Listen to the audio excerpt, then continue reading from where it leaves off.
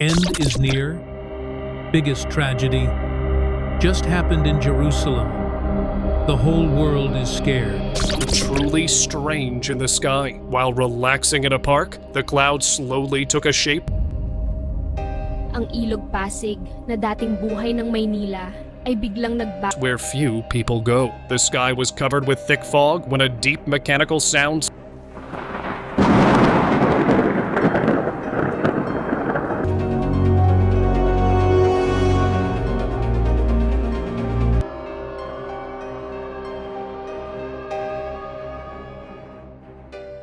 Tonight, the world feels unusually still, as if history itself has paused to listen.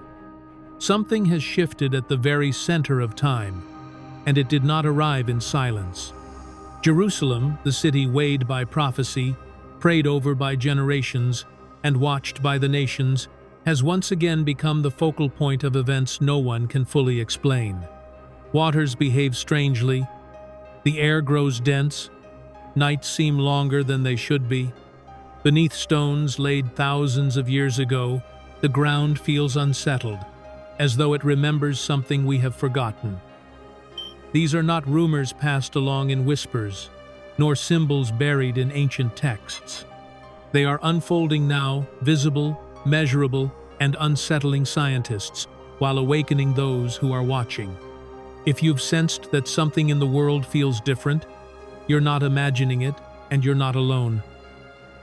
Like this video, comment, "I serve God," and subscribe, because what you are about to hear may change how you understand the times we are living in. In recent days, unsettling reports have surfaced from the areas surrounding Jerusalem, reports that refuse to fade into the background. Rivers and waterways, once clear, have shifted into a deep crimson tone, a color so intense it unsettles even seasoned observers. Scientists speak of iron-rich sediment forced upward by abnormal underground pressure, of hydrological systems disturbed from below. Yet, for those who stood along the banks and watched the water change before their eyes, the explanation feels thin. Water that once mirrored the sky now reflects something far more troubling. Not long after, life within those waters began to fail. Fish surfaced in alarming numbers, motionless, carried slowly by currents that once sustained them. What had been a source of renewal turned into a channel of decay. The smell along the riverbanks changed. The sound changed.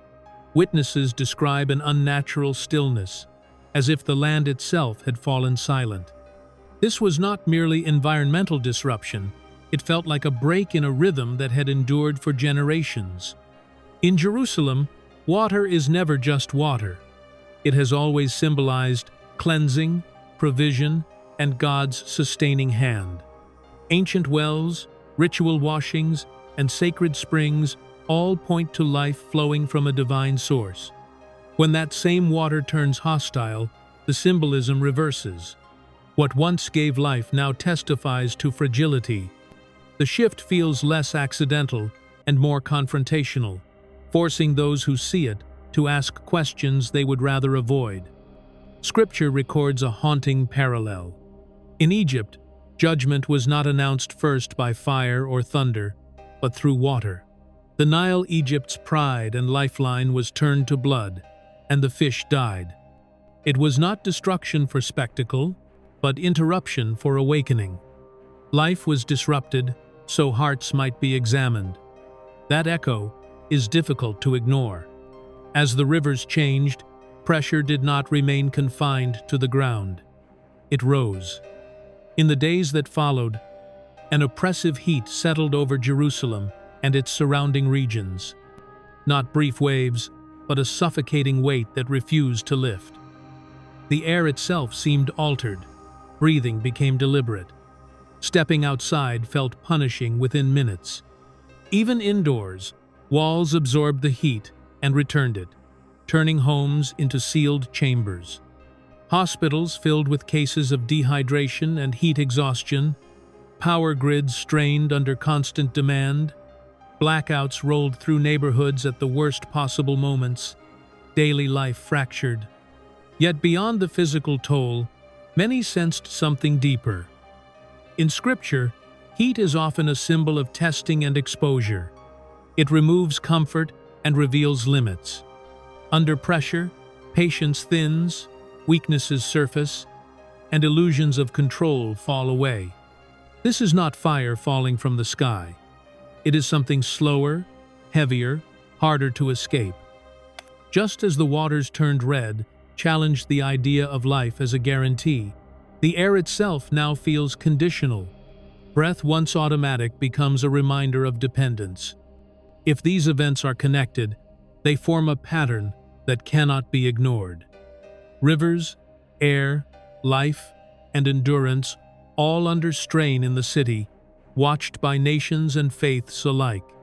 Jerusalem does not shout its warning. It presses it quietly, relentlessly, asking a single question that grows harder to avoid. When the foundations of daily life begin to resist us, are we listening before the pressure becomes something far more final? If these signs are connected, the heat is not isolated but part of a larger pattern. Stay with us as the story unfolds and reveals what lies ahead for Jerusalem. After the rivers lost their clarity and the heat settled over the land like an unrelenting hand, Jerusalem entered a stage that many now describe as the most unsettling of all. The change did not come with alarms or sudden darkness. Instead, the light began to withdraw slowly, almost politely, as if easing the city into something it could not escape. Day after day, heavy cloud cover gathered and refused to move. Morning arrived without brilliance. Afternoon resembled twilight. Even at noon, shadows stretched long and thin, as though time itself had been stretched with them. Meteorologists point to stalled atmospheric systems, air masses locked in place, trapping clouds above the region. But explanations offer little comfort to those living beneath the ceiling of gray. The sun feels distant. The natural rhythm of day and night begins to blur. Streetlights remain lit well into the morning. Homes keep lamps glowing long past sunrise. People wake uncertain whether the day has truly begun or whether night has simply loosened its grip. As the dimness persists, its effect deepens. Anxiety rises quietly. Fatigue settles in the body and refuses to lift. Sleep loses its order as the mind struggles to follow cues that no longer exist. Children grow restless without knowing why. The elderly speak of a heaviness that presses not just on the chest, but on the thoughts themselves. The city moves more softly now. Conversations shorten. Jerusalem feels subdued, as if even voices instinctively lower beneath the weight of the sky. This is not darkness as the absence of light. It feels active. The clouds do more than block the sun, they seem to descend, enclosing the city in a muted shell. Colors fade, distances feel altered. Familiar landmarks appear stripped of warmth and definition. People walk slower, as though pushing through something thick, something resistant. Scripture has long treated darkness as more than nightfall. It marks moments when clarity is withdrawn and certainty is tested. Exodus speaks of a darkness so heavy it could be felt, an imposed stillness that halted normal life and forced recognition. It was not chaos, but suspension, a pause heavy enough to confront the heart. Jerusalem's prolonged dimness echoes that ancient description in unsettling ways. It invites an uncomfortable question. Can darkness itself be a message? When light recedes, distractions lose their power. When vision is limited, attention turns inward. The city, known for revelation and illumination, now stands beneath a veil that refuses to lift. That is what makes this moment so disturbing. The darkness does not announce itself. It lingers. And in its silence, it leaves people wondering not only when the light will return, but what this absence is meant to reveal. In a city where light has always symbolized hope, guidance, and presence, its withdrawal feels less like weather and more like a warning, quietly pressing down on all who walk beneath the locked sky. This time, the sky over Jerusalem did not simply grow dark. Without warning, violent flashes ripped across the heavens sharp, blinding arcs of light that split the air itself, yet the rain never came. These were dry lightning storms, rare and dangerous, illuminating the city in sudden bursts while leaving the land below untouched and exposed. Each strike felt less like weather and more like a signal, abrupt and intentional, freezing people in place as they looked upward. Witnesses say the lightning did not pause. Bolts followed one another in rapid succession, turning night into moments of harsh daylight before snapping it back into darkness. Thunder rolled, but it sounded distant and hollow, as though echoing from a height far beyond the clouds. Still, the ground remained cracked and dry. Fields, trees, and hillsides lay brittle beneath the flashes, primed to ignite with a single spark. The danger escalated immediately. Fire risk surged across the region as lightning struck dry brush and unseen fuel pockets. Emergency crews mobilized quickly, knowing that one strike could become an uncontrollable blaze within minutes. Yet even where no flames appeared, people felt the impact. The air grew sharp and biting, heavy with ozone released by repeated electrical discharges. Headaches intensified. Breathing became strained, especially for the elderly and those already weakened by the heat. There is something uniquely unsettling about lightning without rain. Normally, lightning is part of a system that restores balance energy released alongside water, fire, accompanied by cleansing. Here, that balance was missing. Power descended from the sky, but mercy was withheld. The heavens spoke in flashes, yet offered no relief. It felt like warning without resolution. Throughout history, lightning has symbolized authority and sudden intervention. It commands attention and tolerates no indifference. In this moment, the lightning over Jerusalem felt less like a natural display and more like an announcement, brief, forceful, impossible to ignore.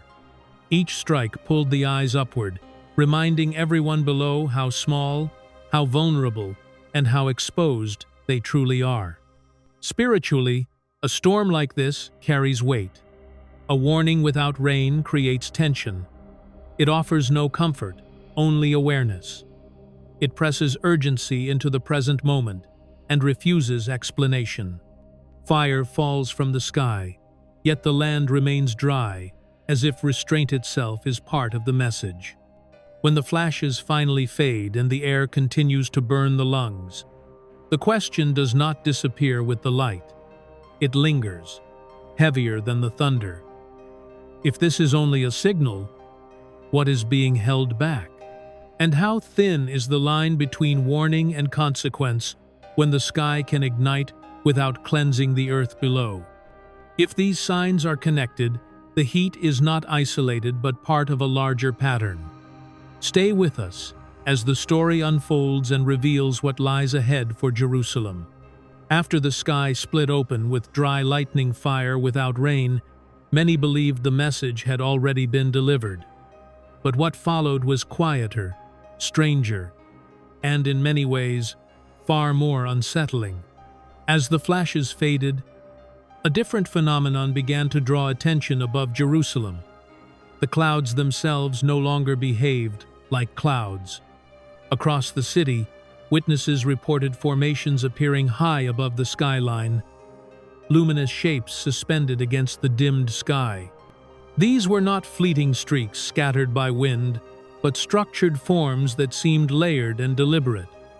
Some stretched outward as if unfurling. Others rose vertically, wrapped in pale light, glowing white with soft traces of gold.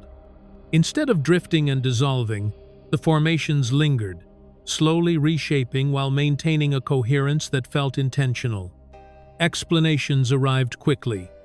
Atmospheric optics, ice crystals refracting light, rare cloud iridescence, interacting with residual electrical energy from the recent storms. These theories can explain brightness, but not easily the timing, the symmetry, or the way the forms appeared to assemble rather than disperse. What unsettled observers most was not the glow, but the sense of purpose. Ordinary clouds thin, scatter, and vanish. These seemed to gather. Witnesses describe moments when the light intensified suddenly, then softened again, as though breathing. Below, life continued. Traffic moved. Prayers were spoken. Routines carried on. Above it all, the sky appeared to operate by a different script. Jerusalem is not a city that looks at the sky casually. For thousands of years, signs above this place have carried meaning far beyond weather patterns.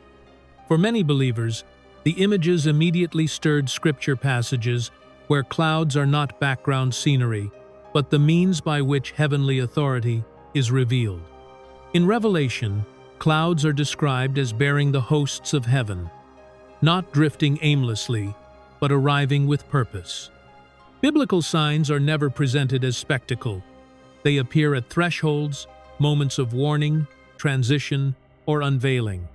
Whether one sees these formations as rare atmospheric events or symbolic gestures, their appearance amid a convergence of strain, waters altered, heat intensified, darkness prolonged, fire released from the sky, feels difficult to dismiss as coincidence. What gives these reports their weight is not the images alone, but their timing. When the sky displays order and light above a city already under pressure, interpretation becomes unavoidable. Are these formations meant to reassure? Or to warn? To steady hearts? Or to prepare them? The clouds offered no words. They did not linger long enough to explain themselves, but their presence left behind a question that refuses to settle. When the heavens begin to organize themselves above Jerusalem, is it simply light in the clouds, or a signal that attention is required before the next movement unfolds? Stay with us as we continue, because what emerges next suggests the signs are no longer confined to the heavens alone. At dawn, when Jerusalem should have been stirring awake, the city instead vanished.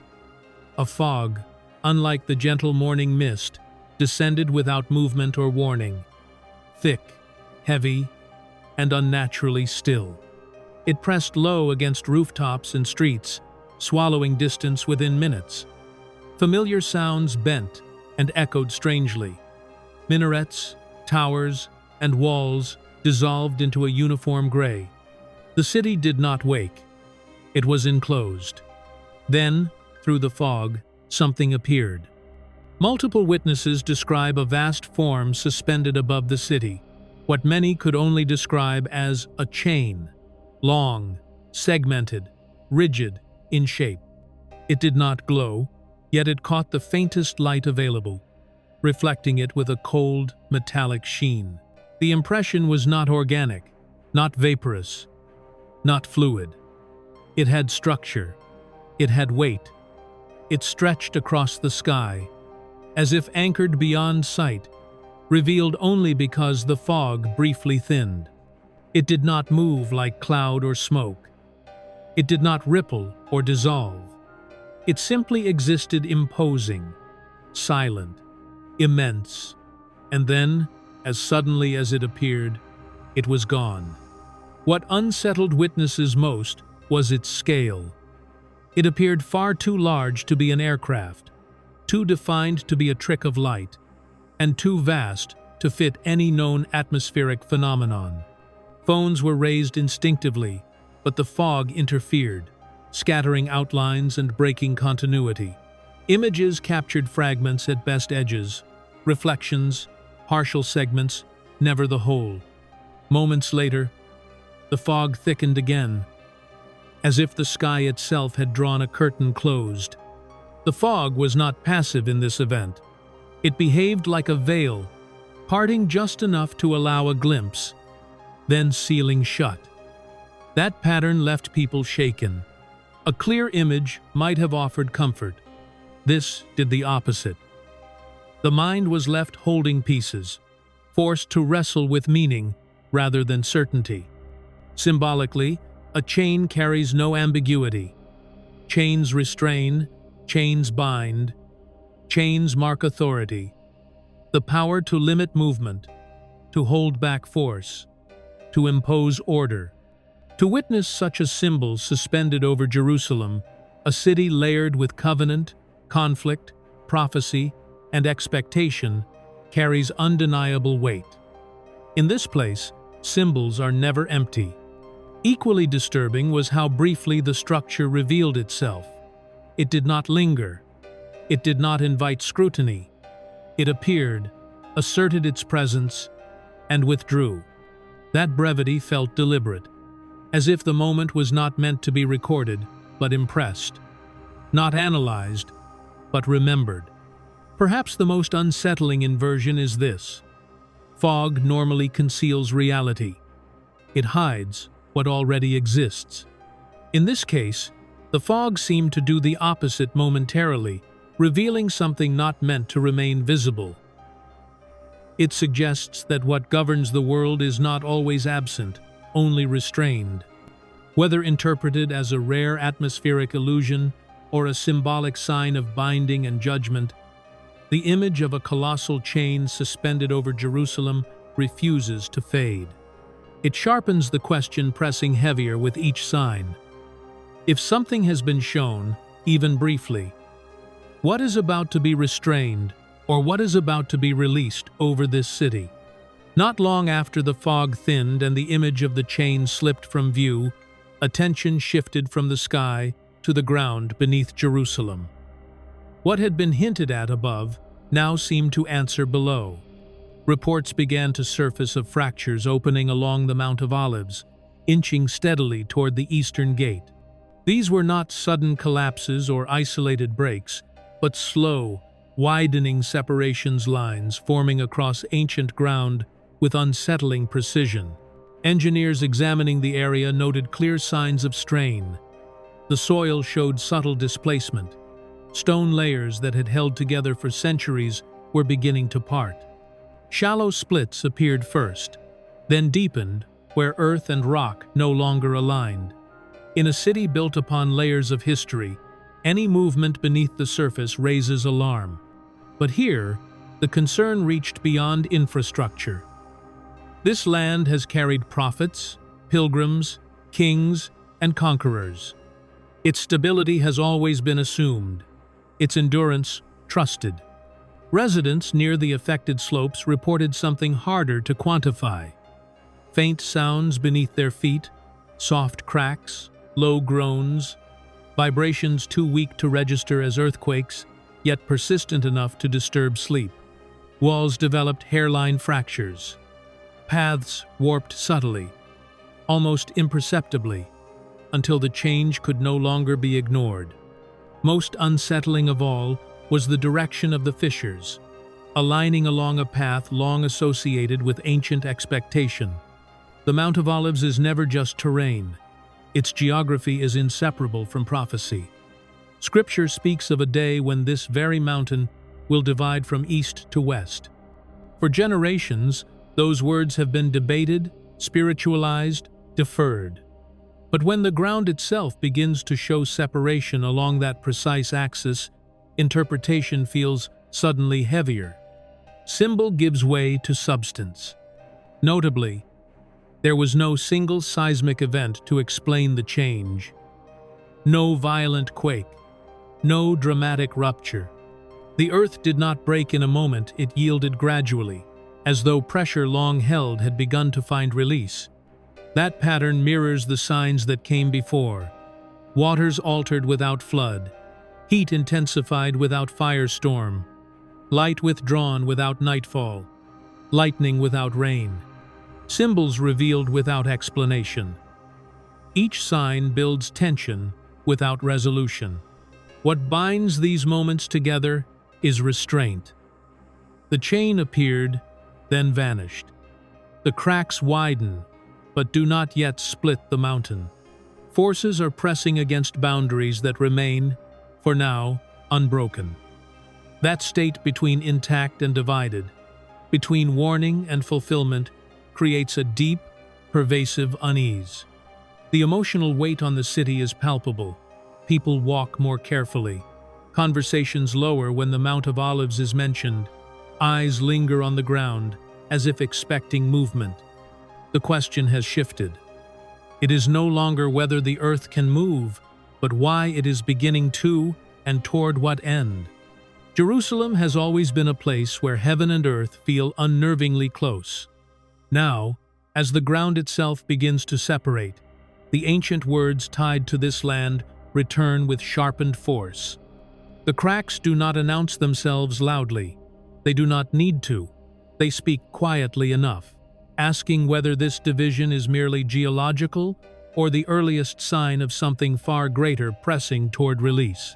What began as quiet fractures beneath the ground has now advanced into something far more disturbing. Reports from areas surrounding Jerusalem speak of fires that defy the behavior of ordinary wildfires. These flames do not always descend from sparks above or human activity. In several locations, they seem to emerge from below fire, forcing its way through soil and stone, as if the land itself were releasing what it can no longer contain. In some cases, smoke rises first through narrow fissures, seeping upward before any flame is visible, offering almost no warning. Fire crews describe scenes that resist easy explanation. Sections of ground smolder without obvious fuel. Stones hold heat long after flames are suppressed. In certain areas, fires reignite repeatedly, as though fed by a source hidden beneath the surface. Experts point to underground gases, trapped pressure, and geological instability. Yet even these explanations strain under the weight of everything unfolding simultaneously across the city. Fire has never been a neutral force. It destroys, but it also exposes. It strips away what is weak and leaves behind what can endure. In Jerusalem, a city layered with covenant, conflict, and unresolved history, fire rising from beneath the ground feels symbolic in a way that cannot be dismissed. The earth that cracked now burns. The ground that groaned now exhales heat. What was buried is no longer willing to remain hidden. Scripture often presents fire not as chaos, but as testing. It reveals foundations. It refines what is genuine and consumes what is hollow. When fire rises from below rather than falling from the sky, the image grows even more unsettling. It suggests long-contained pressure finally breaking through, causes buried deep beneath the surface, demanding exposure. As these fires spread, fear is not the only response. Something else emerges clarity. When the ground itself becomes unstable, distractions lose their power. Conversations sharpen. Priorities reorder. The illusion of control weakens. Fire has a way of simplifying reality, reducing it to questions that can no longer be postponed. Taken together, the signs surrounding Jerusalem form a pattern that is difficult to ignore. Water altered, air made heavy, light withdrawn, fire flashing from the sky, symbols revealed through fog, earth beginning to divide. And now, fire rising from below. Every element, water, air, light, earth, fire, shows signs of strain, as if the natural order itself is under pressure. This does not feel like an ending. It feels like a threshold, a moment when warnings intensify, yet restraint remains. A pause before resolution. The question confronting the world is no longer only what is happening in Jerusalem, but what these signs are calling humanity to confront within itself. If this analysis resonated with you, support the channel by liking the video, sharing your thoughts in the comments, and subscribing for continued updates.